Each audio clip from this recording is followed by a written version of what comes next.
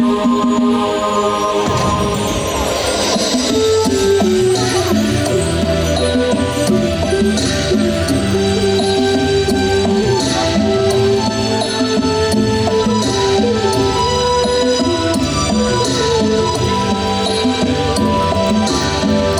มเด็จพระนางเจ้า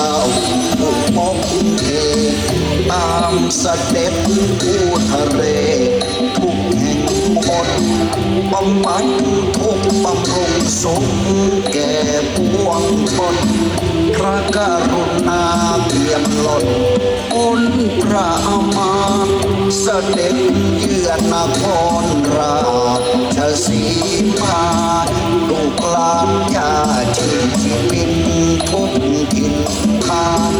ปางมาลาบุญญาโมเด่นตราการปีติสร้างแสส่งร้องพอ